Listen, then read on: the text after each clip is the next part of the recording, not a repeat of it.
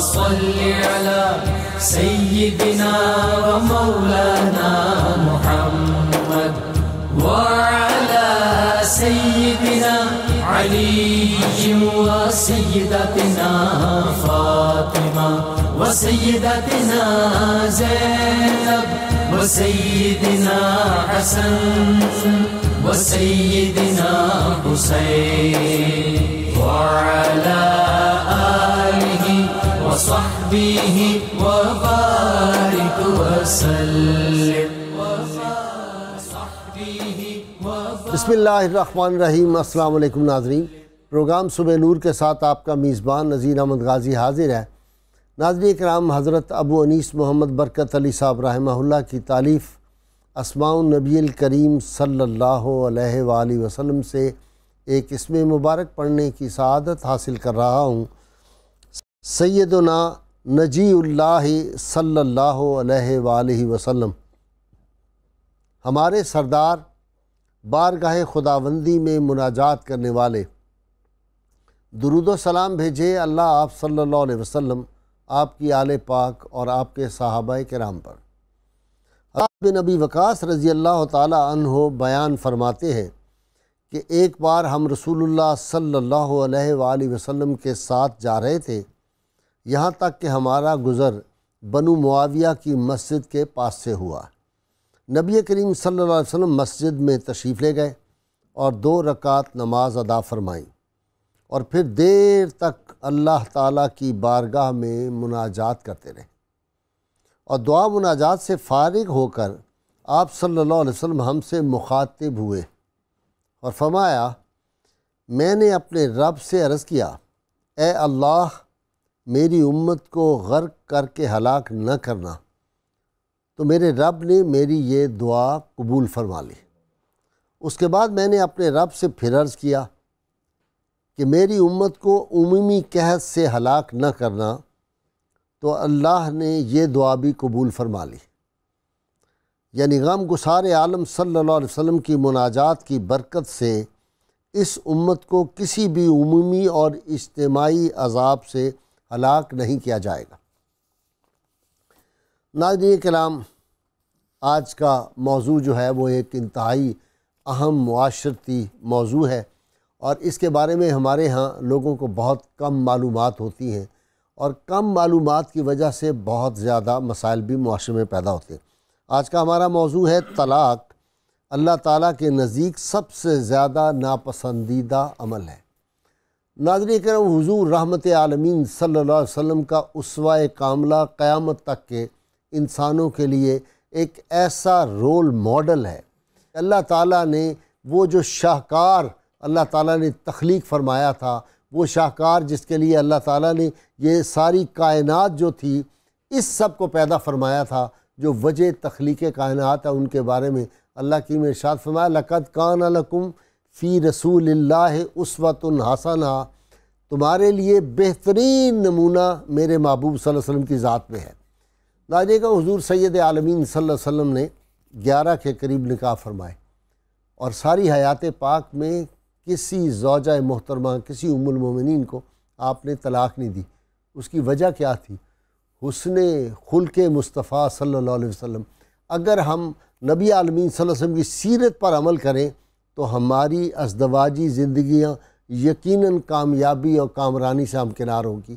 جہاں جہاں ہم اس اپنے رول ماڈل سے ڈیویٹ کرتے ہیں، ہم اس راستے سے ہٹتے ہیں، تو پھر ہمارے لیے گھروں میں مسائل پیدا ہوتے ہیں. آج ہم طلاق کے موضوع پہ گفتگو کرنے کے لیے میں نے اپنے اسٹوڈیو میں دعوت دی ہے. 2 تو ملک کے صفحے اول کے مفتی حضرات آج میرے ساتھ ہیں اور مفتی حضرات سے ہی جب بھی فتویٰ پوچھنا ہوتا ہے پوچھتے ہیں.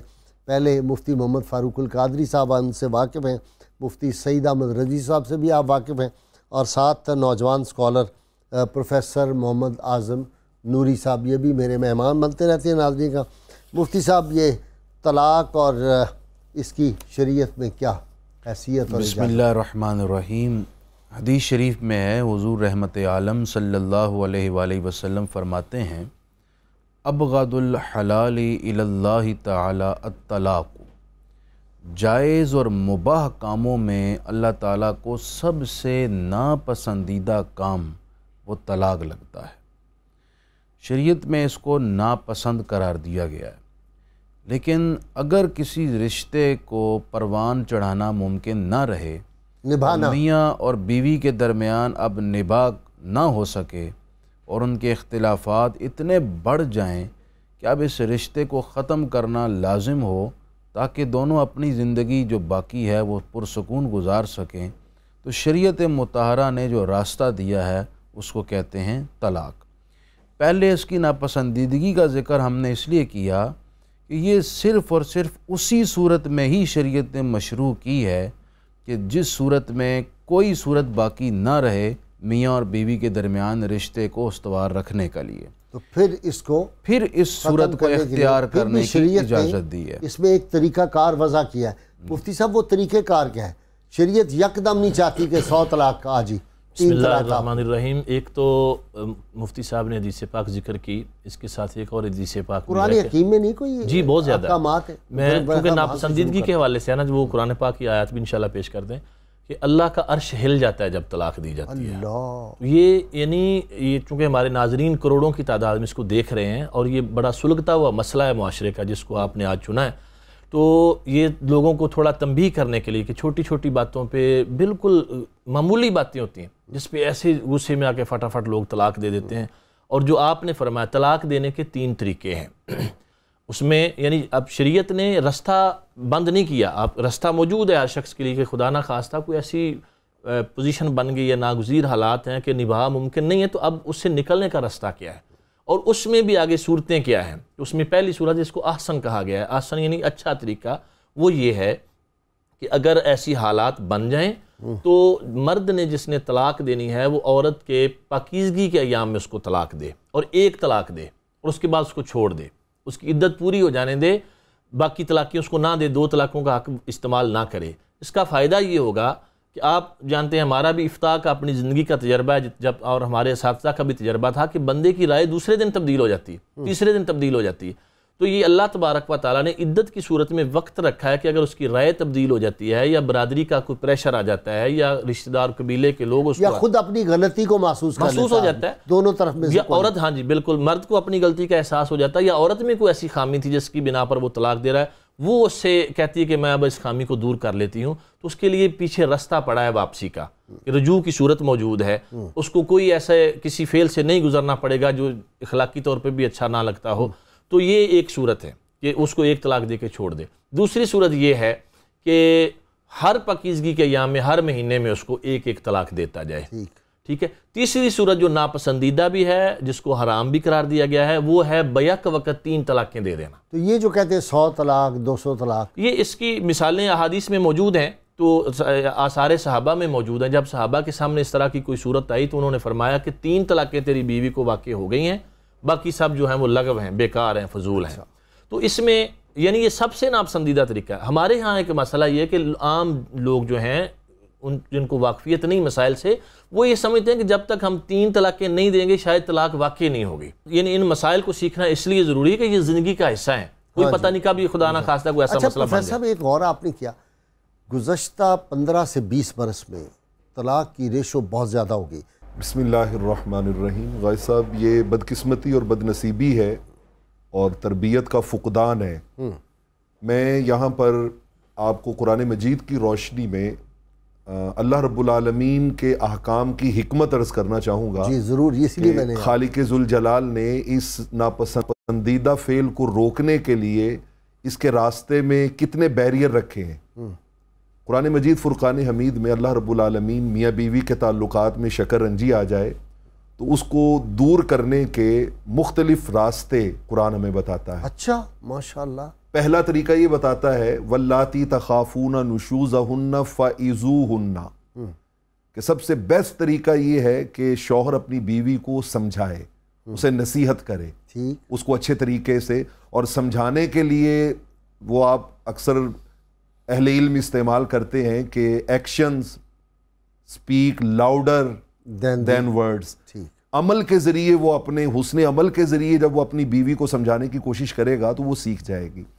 قرآن نے دوسرا آگے بیریئر رکھا کہ اگر یہ کارگر نہ ہو وَهْجُرُوهُنَّ فِي الْمَضَاجِعِ، کہ وہ اس کو پھر اس کی خوابگاہ میں علیحدہ کر دے، ٹھیک، اس کا بستر الگ کر دے اور اس کی خوابگاہ الگ کر دے۔ ٹھیک، اگر یہ طریقہ کارگر نہ ہو تو قرآن نے تیسرا بیریئر رکھا وَضْرِبُوهُنَّ، کہ اس کو ہلکی سی سرزنش کرے، جی، ہلکی سی سرزنش کرے۔ ٹھیک، یہ طریقہ بھی کارگر نہ ہو تو قرآن مجید نے پھر پبلک کورٹ میں جانے سے پہلے ایک فیملی کورٹ کا طریقہ رکھا اچھا جی، کہ فَبَعْثُوا حَكَمًا مِّنْ أَهْلِهِ وَحَكَمًا مِّنْ أَهْلِهَا، سبحان اللہ، ایک مرد کی طرف سے، اس کے گھر والوں کی طرف سے آدمی زیرک سمجھدار، اور ایک عورت کی طرف سے، یہ دو رکنی کمیٹی جو ہے یہ مل کے اس معاملے کو سلجھانے کی کوشش کرے۔ واہ واہ، یہ بیریئر بھی اگر کارگر ثابت نہ ہو تو اس کے بعد قرآن مجید نے پھر ایک انسینٹیو دیا کہ یریدا اصلاح یوفق اللہ بینہما، فرمایا کہ اگر اب بھی بلکہ آگے جا کے قرآن مجید انہی آیات کے پس منظر میں سورہ النساء میں کہتا ہے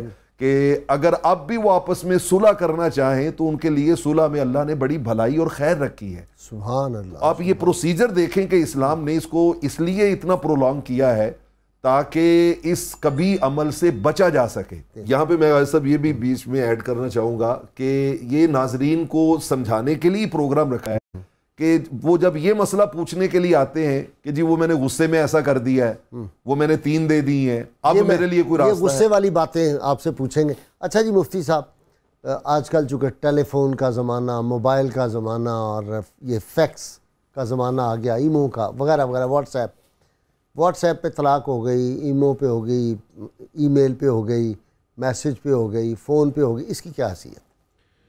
بیدی عقدۃ النکاح، نکاح کی گرہ کھولنے کا اختیار مرد کے پاس ہے، جسے ہم طلاق کہتے ہیں۔ ٹھیک، شریعت تو چاہتی ہے کہ نہ دی جائے جب تک کہ حالات آخر حد تک نہ چلے جائیں۔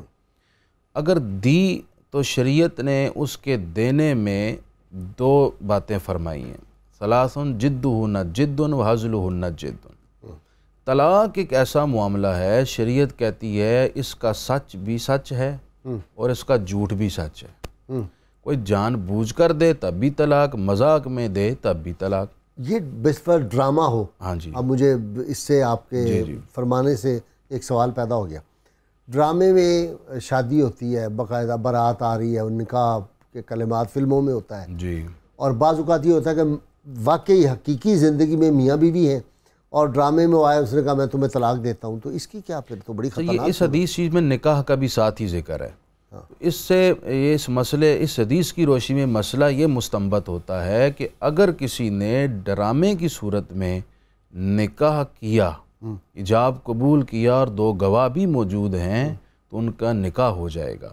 اچھا، اور اگر انہوں نے اپنی بیوی تھی جس کے ساتھ وہ ڈرامہ کر رہا ہے اور طلاق دی ڈرامے میں، ڈرامائی انداز میں، مذاق میں یا ڈرامہ پیش کرنے کے لیے، تو اس صورت میں بھی طلاق ہو جائے گی۔ اسی طرح طلاق ایک ایسا سینسیٹیو اور نازک ترین معاملہ ہے کہ یہ جس صورت میں بھی مرد دے گا طلاق ہو جائے گی۔ جیسے کمان سے نکلا ہوا تیر پلٹ کر واپس نہیں آتا، اسی طرح منہ سے جب الفاظ طلاق نکل گئے تو وہ طلاق ہر صورت میں ہو کر رہتی ہے، چاہے میسج سے دیں، چاہے وہ خط لکھ کر دیں، واٹس ایپ سے دیں، ٹیلی فون پر دیں، اور اگر یہ سب نہ بھی ہو، ایک بندہ تنہائی میں کمرے میں بیٹھ کر جدا، خود ہی وہ کسی کے سامنے نہیں ہے، طلاق دیتا ہے، اس صورت میں بھی طلاق ہو جائے گی۔ اچھا جی، ہاں، طلاق اکیلے بیٹھے ہوئے کہے بیوی کو طلاق دے، بالکل وہ بیوی کو اس کو تصور کر کے اور اس اپنے لفظوں میں طلاق دے گا تو طلاق واقع لیکن ہو ہوگی جائے گی۔ تو تب جب باہر آ کے جی، باہر آ کر وہ کرے گا۔ بتائے گا عند اللہ اس طرح طلاق واقع ہو جائے اچھا جی مفتی صاحب، غصے میں طلاق، نیند میں طلاق، نشے میں طلاق، اصل میں یہ ایک سمجھنے کا مسئلہ ہے۔ پہلی بات تو یہ کہ طلاق ہوتی ہی غصے میں ہے۔ ہمارے استاد فرمایا کرتے تھے کہ کبھی کسی بندے نے ایسا کہا ہے کہ جی اپنی بیوی سے کہ آج آپ نے کپڑے بہت اچھے پہنے ہیں، اب اچھی لگ رہی لہٰذا آپ کو طلاق ہے، یا آپ نے کھانا بڑا اچھا بنایا لہٰذا آپ کو طلاق ہے۔ غصے کی جو کنڈیشن ہے وہ حدیث پاک میں وہ ایسی ہے کہ اس کی عقل جو ہے وہ بالکل ساتھ چھوڑ جائے، وہ جنون کی حالت تک چلا جائے، اس کو یہ پتہ ہی نہ ہو کہ میں نے منہ سے کیا الفاظ نکالے۔ تو یہ کنڈیشن کوئی ہزاروں میں کوئی ایک بندے پہ ایسی آتی ہے۔ اب لوگوں نے یہ مسئلہ چونکہ سن لیا، یہ حدیث پاک سن رکھی ہے کہ غصے میں طلاق نہیں ہوتی، اس کی روح سے لوگ جھوٹ بولتے ہیں۔ اکثریت جب ان سے پوچھا جائے علامتیں پوچھی جائیں. ہمارے پاس فتویٰ لینے لوگ آتے ہیں نا, تو ان سے جی غصے میں طلاق دی تھی, تو ان سے جب وہ چیزیں پوچھی جائیں تو پتہ چلتا ہے کہ ساری چیزیں اس کو ہوش و حواس میں سب کچھ پتہ تھا, تو اب طلاق میں غصہ وہ ڈال کے کہتے ہیں جی ہم نے غصے میں دی تھی. تو اس لیے غصے میں طلاق ہو جاتی ہے. قطعی طور پر یہ بات نہیں کرنی چاہیے کہ جی غصے میں طلاق نہیں ہوتی.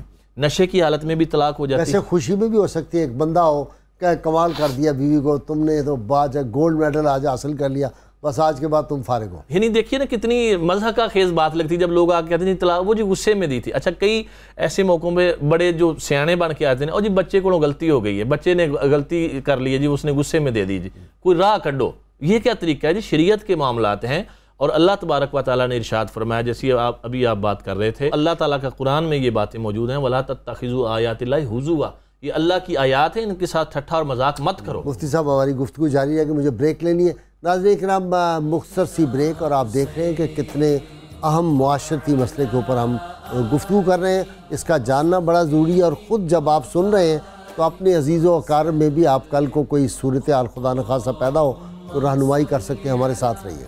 اللهم صل على سيدنا ومولانا محمد وعلى سيدنا علي وسيدتنا فاطمة وسيدتنا زينب وسيدنا حسن وسيدنا حسين وعلى آله وصحبه وبارك وسلم.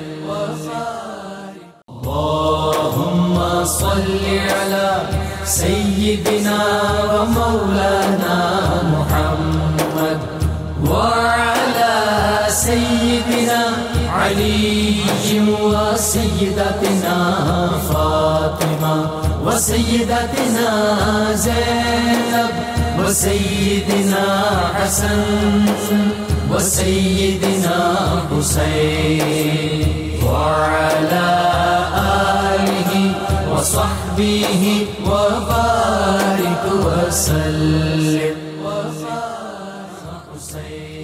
ویلکم بیک ناظرین کرام. آپ پروفیسر صاحب دیگر مذاہب میں بھی ہے طلاق؟ جی غازی صاحب, دیگر مذاہب میں طلاق کو بہت زیادہ ایکسپلائٹ کیا جاتا تھا. اچھا, اس حق کو جو ہے یعنی افراط اور تفرید کا معاملہ تھا. ٹھیک ہے. مثال کے طور پہ عرب معاشرے میں طلاق کا عالم یہ تھا کہ طلاق دے دی جاتی اور پھر جب عدت پوری ہونے لگتی پھر رجوع کر لیا جاتا, پھر طلاق دے دی جاتی پھر رجوع کر لیا جاتا. اس کو مذاق بنا دیا, مذاق بنا, اس کی لمٹ ہی کوئی نہیں تھی, لمٹ ہی کوئی نہیں تھی نا, عورت کی حیثیت ہی کوئی نہیں تھی. یہ تو دعائیں دیں اسلام کو اور حضور سید عالمین صلی اللہ علیہ وسلم پہ قربان جائیں, ساری زندگی ان پہ درود پڑھنے میں گزار دیں, جنہوں نے عورت کو یہ درجہ دیا کہ اس کے پاؤں میں الحمدللہ جنت لا کے رکھ دی ہے. اور خیرکم لأہلہ. ہاں, بلکہ عورت کو بھی تو طلاق کا حق ہے اسلام میں. جی ہاں بالکل, اس کو قرآن مجید نے خلا سے تعبیر کیا ہے قرآن و حدیث میں, اور وہ باقاعدہ اس کو حق دیا گیا ہے. نہیں, طلاق کا حق بھی کیوں مفتی صاحب؟ جی وہ ایسے ہے نا, کچھ صورتیں ہیں مثلا خامد تفویض کر دیتا ہے اس کو حق, تفویض بھی کر دیتا ہے, وہ استعمال کرتی ہے اور طلاق کہتی ہے کہ میں اس حق کو استعمال کرتے ہوئے اپنے آپ کو طلاق دے سکتی. بالکل یہ ایک صورت تفویض کرنے بہت بڑے, یہ بہت بڑا حق ہے. لوگ کہتے ہیں جی بڑا جبر ہے فلاں, جبر تو ہے ہی. وہ دیکھیے جی قرآن پاک میں, یہ پروفیسر صاحب اپنی بات مکمل کریں, میں صرف ایک جملہ ایڈ کر دوں جو آپ نے بھی بات کی. قرآن پاک نے فرمایا وَلَا تُمْسِكُوهُنَّ ضِرَارًا لِتَعْتَدُوا, یعنی ان کو ضرر دینے کے لیے, تکلیف دینے کے لیے روک کر نہ رکھو عورتوں کو اپنے گھر میں. یعنی یہ جبر کی کوئی گنجائش نہیں ہے ہی نہیں. یہ لوگ کہتے ہیں جی وہ اگر نان و نفقہ نہیں دیتا, اس کو اپنے گھر میں رکھا ہوا ہے, تو وہ قاضی کے پاس جائے, جج کے پاس جائے, اسلام نے اختیار دیا اس کو. جی پروفیسر میں عرض کر رہا ہوں کہ جی اپنا عرب میں آپ فرما رہے تھے عرب معاشرے میں طلاق کو مس یوز کیا جاتا تھا. الحمدللہ دین اسلام ہے کہ جس نے عورت کو ہر اعتبار سے پروٹیکشن دی ہے, ہر اعتبار سے پروٹیکشن دی ہے. اور صرف اتنا بتایا ہے کہ وہ جو آقا علیہ الصلوۃ والسلام نے فرمایا نکاح نصف الایمان, کہ نکاح جو ہے وہ آدھا ایمان ہے. جب کوئی آدمی نکاح کر لیتا ہے, اس تعلق میں بن جاتا ہے, تو اس کا آدھا ایمان تو سیکیور ہو گیا. آقا نے فرمایا فَلْيَتَّقِ اللَّهَ فِي النِّصْفِ الْبَاقِي, اب وہ صرف باقی آدھے کو بچانے کی فکر کرے. آدھا ایمان تو اس کا نکاح کی وجہ سے پروٹیکٹ ہو گیا, اور آدھا جس کو اچھی بیوی مل گئی اس کو دنیا میں آدھی جنت مل گئی. بالکل ایسے ہی تو مکمل ہو گیا. بالکل ایسے ہی, آدھا نکاح میں مل گیا, آدھا اگر اس نے سلوک کرنے والے ہوں. بالکل ایسے ہی ہے. حدیث شریف میں رفع القلم عن ثلاثۃ, کہ کچھ لوگ ایسے ہیں جن سے اللہ نے شریعت کا قلم اٹھا لیا ہے. ہاں ان میں سے پہلا فرمایا عن نائم حتی یستیقظ، وہ پہلا ہے ان میں سے سویا ہوا آدمی جب تک وہ جاگ نہ جائے، ہاں بالکل، جب تک وہ نیند میں خواب میں جو مرضی دیکھتا یا ہے، دیوانہ ہے، مجنون ہے، پاگل ہے، مجنون کی بھی وہ اس حالت میں نابالغ ہے، دماغی نابالغ ہے، اس میں تو شریعت کا وہ اطلاق ہو گیا. اچھا مفتی صاحب ایک سوال آ گیا بڑا زبردست، ایک تو وہ جو دو جواب اور تیسرا میرا بھی سوال لے لیں. اجتماعات ہوتے ہیں دین کے نام پہ، پولیٹیکل اجتماعات فلانا، بیوی کہتی ہے جی میں تو جا رہی ہوں ادھر، میرے لیڈر نے بلایا ہوا ہے، میرے رہنما نے بلایا ہوا ہے، فلانا ہے جوان، اور بچوں کو چھوڑ جاتی ہے، شادی شدہ ہے، فلانا ہے، تو یہ جائز ہے؟ اور پھر وہ جب اختلافات ہو جائیں تو کوئی مذہبی رہنما، کوئی لیڈر، کوئی بھی ہو، وہ کہتا ہے ٹھیک ہے اگر وہ تمہیں اجازت نہیں دیتا اجتماع میں آنے کی تو تم اس سے طلاق لے لو، اس کا کیا جواب ہے؟ غازی صاحب اس کا سیدھا سادہ اور دو ٹوک جواب یہ ہے کہ عورت کو اپنے شوہر کی اجازت کے بغیر ایسے اجتماعات کے لیے نکلنا بالکل جائز نہیں. اگر شوہر نفل پڑھنے کی اجازت نہ دے تو شریعت کا حکم ہے کہ عورت نفل نہ پڑھے، اللہ، تو پھر اسے ایسے اجتماعات کے لیے نکلنے کی کیسے اجازت؟ پہلا سوال یہ آیا تھا کہ کوئی شخص جبراً طلاق دلوائی جائے اور وہ طلاق دے دو، کیا اس سے طلاق ہوتی ہے؟ سنن کبریٰ ہے امام بہقی کی، اس میں حدیث شریف موجود ہے صفوان بن عمران سے رضی اللہ تعالیٰ. ایک عورت اپنے خاوند کے سینے پر سوار ہو گئی چھری لے کر، انہوں نے کہا طلاق دے دو مجھے، آپ نے نہیں تو میں مار ڈالوں گی. اب آپ نے اب وہ اس صاحب نے 3 طلاقیں دے دی. تو اب وہ آ گئے نبی پاک علیہ السلام کی خدمت میں، یا رسول اللہ میری بیوی نے تو اس طرح کیا ہے، تو کیا اس سے طلاق ہو گئی؟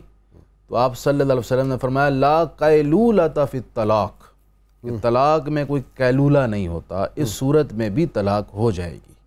ہو جائے گی؟ جی ہو جائے گی. جبراً بھی اگر کسی سے طلاق دلوائی گئی، عمل اگرچہ یہ ناپسندیدہ تھا، جس نے جبر کیا وہ گناہ گار ہے، لیکن اس سے طلاق واقع ہو جائے. مفتی صاحب لیکن میں نے تو یہ پڑھا ہے کہ جبر میں طلاق نہیں ہوگی. نہیں، میں نے آپ کو حدیث کئی پیش کر کتابوں دی. میں اس کی لاجک عرض کرتا ہوں، اس کی ایک لاجک ہے. وہ قرآن حکیم کی آیت ہے کہ جن لوگوں کو سختی سے بالفرض کوئی ایسی بات کہہ دی گئی یا اسلام کے خلاف انہوں نے بات کہہ دی تو ان پہ کوئی مواخذہ نہیں. وہ ایک الگ چیز ہے. اس میں اب دیکھیے اس کی لاجک یہ ہے کہ جب کوئی بندہ کسی کو گن پوائنٹ پہ کہتا ہے کہ تو طلاق دے، اب وہ اپنی سینس سے یہ سوچتا ہے کہ میں اپنی جان بچاؤں یا طلاق دوں. ہاں تو اس کا مطلب ہے کہ طلاق وہ پھر بھی سوچ سمجھ کے دے رہا ہے کہ جان بچانے کے لیے طلاق دے رہا ہوں میں. اس لیے اس لاجک کی بنا پر جو حدیث مفتی صاحب نے پیش کی ہے، وہ اور بھی اس کی اور نظیریں موجود ہیں کہ اگر جبراً کسی سے طلاق لی جائے تو وہ طلاق واقع ہو جاتی ہے. سوالات کافی زیادہ ہیں، تو اگر وہ جو مسئلہ آپ مجھ سے پوچھنا چاہ رہے تھے، عدت والا بھی ایک مسئلہ بھی، کس کا؟ عدت سے متعلق. عدت سے وہ تو متعلق عدت ہوگا. اب آپ پہلے وہ سوال کا بھی جواب دے دیں. مطلقاً حلالہ جو ہے اس کا ثبوت قرآن پاک میں موجود ہے. اللہ تبارک و تعالیٰ نے ارشاد فرمایا فَإِن طَلَّقَهَا فَلَا تَحِلُّ لَهُ مِن بَعْدُ حَتَّى تَنكِحَ زَوْجًا غَيْرَهُ. پہلے 2 طلاقوں کا ذکر تھا پیچھے، اس کے بعد فرمایا اگر تیسری بھی دے دی تو اب اس کے بعد وہ پہلے شوہر کے لیے حلال نہیں ہے جب تک وہ کسی دوسرے کے ساتھ نکاح نہ کرے. اور اہل عرب جو ہیں وہ نکاح سے مراد میاں بیوی کے جو معاملات ہیں وہ سب لیتے ہیں. اچھا، اب مسئلہ یہ ہے، اس کی 3 صورتیں ہیں حلالے کی. ایک تو یہ مطلق صورت ہے، اس سے کسی کو انکار نہیں ہے، تمام مسالک جو سب کا اس پہ اتفاق ہے. دوسری صورت یہ ہے کہ جو حلالہ کرنے والا ہے وہ اس کے ساتھ کوئی شرط نہیں رکھی جا رہی کہ تم نے طلاق دینی ہے اتنے دنوں کے بعد، اتنے دن کے لیے نکاح کر رہے ہیں، شرط نہیں رکھی جا رہی. وہ بندہ صرف اپنے ذہن میں یہ سوچ رہا ہے کہ اس کا یہ میاں بیوی میں تفریق ہو گئی تھی، میں اب نکاح کر کے صرف ان کا گھر بسانے کے لیے بعد میں اس کو طلاق دے دوں گا. اس نے صرف دل میں یہ سوچا ہے، کوئی زبان سے بھی نہیں کہا. ایسی صورت، یہ صورت جائز ہے، اس میں کوئی قباحت والی بات نہیں ہے. تیسری صورت یہ ہے کہ نکاح کرتے وقت یہ شرط رکھی جائے کہ تیرے ساتھ نکاح کر رہے ہیں صرف اس لیے کہ تو اس بیوی کو اس کے لیے حلال کر دے تاکہ بعد میں تو طلاق دے دے. یہ وہ صورت ہے جس کے لیے حدیث پاک میں فرمایا لعن اللہ تعالی المحلل والمحلل له. حلالہ ایک بے حیائی کا عمل ہے. وہ بے حیائی اس صورت میں ہے جب اس کے لیے شرط رکھی جائے اور شرط میں یہ باتیں طے کی جائیں کہ اور اس کا مقصد صرف اور صرف جو ہے وہ نفسانی خواہش کو پورا کرنا ہو، نہ کہ کسی کا گھر آباد کرنا ہو. جی پروفیسر صاحب، میں غازی صاحب یہاں پہ ناظرین کو اس طرح متوجہ کرنا چاہوں گا کہ طلاق کے معاملے میں 3 جو فیکٹر ہیں وہ بڑے اہم ہیں. ایک تو شوہر ہے، ایک بیوی ہے، اور ایک دونوں کے فیملی ممبرز ہیں، دونوں کے فیملی ممبرز. اچھا ایک اس میں اور اضافہ پروفیسر فرما جی. کہ جب کوئی اس طرح کی صورتحال ہو تو دوسرے کی خوبیاں اور اپنی خامیاں اس کو بھی ذرا کاؤنٹ کر لیں تو میرا خیال ہے معاملہ جلدی بڑی ایزیلی ہو جاتا ہے. میں تینوں کے لیے ایک حدیث عرض کرنا چاہتا ہوں تاکہ معاشرے میں یہ شعور پیدا ہو کہ ہم نے اس معاملے کو کتنا سینسیٹیولی ڈیل کرنا ہے. ٹھیک ہے. شوہر کے لیے حضور علیہ الصلوۃ والسلام نے ارشاد فرمایا, آپ نے فرمایا ان اعظم الذنوب رجل تزوج امرأۃ فلما قضا حاجتہ طلقها. آقا علیہ الصلوۃ والسلام نے فرمایا کہ گناہوں میں سب سے بڑا گناہ یہ ہے کہ کوئی شخص شادی کرنے کے بعد اپنی ضرورت پوری کرنے کے بعد بلا وجہ عورت کو طلاق دے دے. مطلب اتنی سخت وعید جو ہے وہ اس کے اوپر رکھی گئی ہے. بیوی کے لیے حضور علیہ الصلوۃ والسلام نے ارشاد فرمایا یما امرأۃ سألت طلاقا من غیر باس فحرام علیہا رائحۃ الجنہ, کہ اگر کوئی عورت بلا وجہ طلاق کا مطالبہ کرتی ہے تو اللہ اس پر جنت کی خوشبو کو بھی حرام کر دیتا ہے. اللہ. اور جو ارد گرد ہوتے ہیں سپورٹ کرنے والے اور معاملے کو اچھالنے والے, ان کے لیے میں ایک حدیث پاک عرض کرنا چاہوں گا کہ ایسی مشاورت میں احتیاط کیا کریں. حضور نے فرمایا لیس منا من خبب امرأۃ علی زوجہا, فرمایا جو کسی عورت کو اس چیز پہ ابھارے تیش دلائے کہ تم جو ہے وہ طلاق لو, تم اس کا ترکی بترکی جواب دو, ان کا جواب پتھر سے دو, تمہیں الاؤ نہیں کرتا اجتماع میں آنے کا تو تم اس کو چھوڑو. حضور نے فرمایا لیس منا, وہ ہم میں سے ہے ہی نہیں ہے, اس کا ہمارے ساتھ تعلق ہی کوئی نہیں ہے. لہذا اس لیے تینوں معاملات جو ہیں ان کو, تینوں فیکٹرز کو اپنے دیکھنا چاہیے کہ ہمیں اپنی اپنی ذمہ داری کو کیسے نبھانا ہے. اور جو مفتی صاحب یہی بات تھوڑی سی اس کو اضافہ, ایک تو ہے شادی شدہ کا جانا اجتماعات, ایک ہے کنواری بچیاں جوان ہیں 20 سال کی 22 سال کی 18 سال کی, وہ کہہ رہی ہیں اجتماعات میں ہم نے جانا ہے, ہمارے لیڈر نے کہا ہوا ہے. اگر کہیں پر خواتین کا سیپریٹ اجتماع ہے, کوئی خاتون اپنے شوہر کی یا اپنے محرم کی اجازت سے ان کے ساتھ وہاں جاتی ہے, نہیں مردوں عورتوں کا اکٹھا اجتماع ہے, وہاں پر کوئی بے حیائی اور فتنے کا اندیشہ بھی نہیں ہے, تو ان شرائط کے ساتھ تو کہیں جانے کی اجازت ہے. ادروائز کوئی پولیٹیکل اجتماع ہے یا دینی اجتماع ہے, وہاں پر جانے کی بالکل جوان عورت کو اجازت نہیں ہے. اچھا جی ہاں, چاہے وہ کوئی بڑا ہو یا چھوٹا ہو, اچھا ہو یا برا ہو, جیسا بھی ہو, ان شرائط کے بغیر کہیں عورت کو نکلنا اس کے لیے دینی لحاظ سے شرعی لحاظ سے اجازت نہیں ہے. اگر وہ اپنے عقل سے فیصلہ کرتے ہیں, ڈٹائی کرتے ہیں, تو ان کی مرضی ہے. وہ طلاق بائن اور بدعت والی بات بہن نے پوچھا تھا, اصل میں وہ چیزیں تو میں نے پہلے بیان کر دی تھی. 3 صورتیں, احسن ہے, حسن ہے اور بدعت ہے. ٹھیک ہے. تو وہ احسن جو ہے اس کو سنت بھی کہا جاتا ہے. ٹھیک ہے, اسی کو سنت بھی کہتے ہیں. بائن کس کو کہا جاتا ہے؟ اچھا, یہ 3 صورتیں اور ہیں, ایک رجی ہوتی ہے, ایک بائن ہوتی ہے, ایک مغلظہ ہوتی ہے. ٹھیک ہے. رجی وہ ہوتی ہے مغلظہ ایک ہی وقت میں ساری, جو 3 دے دیں اس کے بعد وہ دوبارہ اس کو نکاح نہیں کر سکتا. رجی ایک دی رجوع کر لیا, 2 دی رجوع کر لیا. جی رجوع کر لیا. بائن وہ ہوتی ہے جو کنایہ الفاظ سے طلاق دی جاتی ہے, جس میں طلاق کا لفظ صریح نہیں بولا جاتا. مثلا میاں بیوی میں جھگڑا ہو رہا ہے اور عورت طلاق کا مطالبہ کرتی ہے کہ میں تیرے گھر میں نہیں رہنا چاہتی, وہ کہتا ہے دفع ہو جا, اور نیت طلاق کی ہے, تو اس سے طلاق واقع ہو جائے گا اور وہ طلاق بائن ہوگی. اس کے بعد نکاح کیا جا سکتا ہے, یعنی رجوع نہیں ہوگا, نکاح کیا جا سکتا ہے. تو ایک وہ مسئلہ عدت کا انہوں نے پوچھا تھا. عدت کے لیے حکم قرآن پاک کا یہی ہے, وَأَسْكِنُوهُنَّ مِنْ حَيْثُ سَكَنْتُمْ, کہ یہ شوہر کی ذمہ داری ہے کہ سکنا دے اس کو, جہاں وہ رہتا ہے وہاں اس کو رکھے, اس کی ضروریات پوری کرے جب تک اس کی عدت مکمل نہیں ہوتی. یہ جو گھروں سے نکال دیتے ہیں یہ اللہ تبارک و تعالیٰ کے مجرم ہیں, قرآن پاک کی مخالفت کرتے ہیں. ہاں اگر ایسا کوئی مسئلہ اس عورت کے ساتھ بن جائے, اب کسی نے نکال ہی دیا سرے سے, اس کو رہنے کی صورت نہیں ہے اس کی, تو وہ اپنے باپ کے, بھائی کے, اپنے محرم رشتہ دار کے گھر جا کے, لیکن خرچہ اس کو دینا پڑے گا, نہیں تو عدالت اس کو مجبور کرے گی کہ اس کا خرچہ دے. ٹھیک ہے. اچھا جی, اپنا پروفیسر صاحب, اس دور میں آپ کیا سجیسٹ کرتے ہیں؟ ہمارے ہاں اب یہ طلاق کی ریشو جو ہے اس کی وجہ وہ ڈرامے بھی ہیں جو دکھائے جاتے ہیں.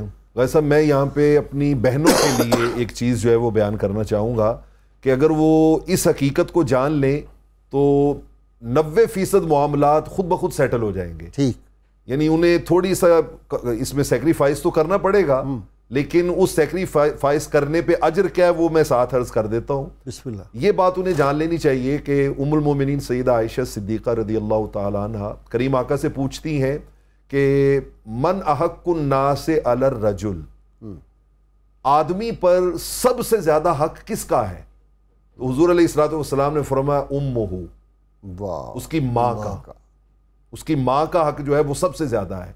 پھر انہوں نے پوچھا حضور، دیکھیے ان کا سوال بھی کتنا جینیس قسم کا کویسچن تھا، سبحان اللہ، یہ انہوں نے اسی چیز کو حل کرنے کے لیے ان کا حضور آپ یہ ارشاد فرمائیں کہ عورت پر سب سے زیادہ حق کس کا ہے؟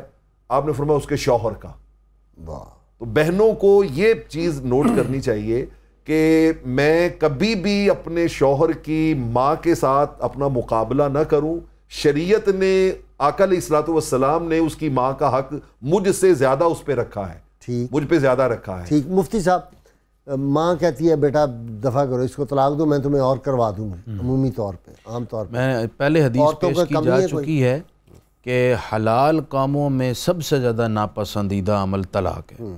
پھر قرآن مجید نے یہ بھی کہا ہے کہ اگر تمہیں اپنی بیوی پسند نہیں، اس کی شکل پسند نہیں، اس کا کردار مطلب اس کا بولنے کا انداز پسند نہیں، تمہیں اس کے مختلف کام کرنے کے انداز پسند نہیں، قرآن کا فَإِنْ عَاشِرُوهُنَّ بِالْمَعْرُوفِ فَإِنْ كَرِهْتُمُوهُنَّ عَسَىٰ تَكْرَهُوا شَيْئًا وَيَجْعَلَ اللَّهُ فِيهِ عَسَىٰ أَن تَكْرَهُوا شَيْئًا وَيَجْعَلَ اللَّهُ فِيهِ خَيْرًا كَثِيرًا۔ سبحان اللہ۔ ہو سکتا ہے تم اپنی بیویوں کے ساتھ بھلائی کے ساتھ رہو، اگر تمہیں وہ پسند نہیں ہے تو ہو سکتا ہے کہ اللہ تعالیٰ اس میں تمہیں خیر کثیر عطا کر دے، بہت زیادہ اس کے اندر تمہارے لیے اللہ تعالیٰ بھلائی کے پہلو پیدا کر دے، حتی الامکان کوشش کرے نبھانے کی۔ اگر عورت کے اندر تقوی بھی، پرہیزگاری بھی، خدمت بھی، اس کی طرف سے کوئی نافرمانی اور نشوز بھی نہیں ہے، تو ماں باپ کا یہ مطالبہ کرنا کہ اسے طلاق دے دیں، یہ مطالبہ ہی غلط ہے۔ تو ایسے مطالبے کو مان کر مرد کو طلاق دینا بھی غلط ہے، اور اگر کوئی مرد کی ماں یا باپ اس کو اس طرح مجبور کریں تو شریعت کہتی ہے کہ اس پر واجب نہیں ہے کہ اپنی عورت کو طلاق دے، مگر ماں باپ کی بات نہ مانی تو یہ نافرمانی نہیں کہلائے۔ ناظرین کرام، کتاب الشفا سے نسخے کا وقت ہو گیا۔ زوجین میں محبت بڑھانے کا نسخہ۔ میاں بیوی میں سے اگر کوئی بھی ناراض ہو تو سورہ البقرہ کی آیت نمبر 165 پڑھ کر شیرینی پر دم کریں، مٹھائی پر، چاکلیٹ پر، کسی سویٹ پر اور کیک پر، پیسٹری پر، وہ شیرینی پر دم کر کے کھلا دیں، انشاءاللہ تعالی دونوں میں محبت میں اضافہ ہو جائے گا۔ شرطی اول و آخر مرتبہ درود پاک، اور چہرے پہ بھی کچھ سمائل لائیں، کھچے ہوئے چہروں کے ساتھ آپس میں گفتگو نہیں کرنی چاہیے۔ خلیفہ اول سیدنا ابو صدیق رضی اللہ تعالیٰ عنہ فرماتے ہیں، دنیا کو آخرت پر ترجیح نہ دینا ورنہ دونوں جہانوں میں خسارہ ہوگا۔ ناظرین کرام، اللہ کریم سے دعا ہے وہ ہمارے فوجی بھائی جو مملکت خداداد کی سرحدوں پر حفاظت کرتے ہوئے شہادت کا جام نوش کر گئے، اللہ تعالیٰ ان کے درجات بلند کرے، ان کے اہل خانہ، ان کے ورثاء کو اللہ تعالیٰ صبر جمیل عطا فرمائے۔ اللہم صلی علی سیدنا و مولانا محمد وعلی سیدنا علی و سیدتنا فاطمہ و سیدتنا زینب و سیدنا حسن و سیدنا حسین وعلى آله وصحبه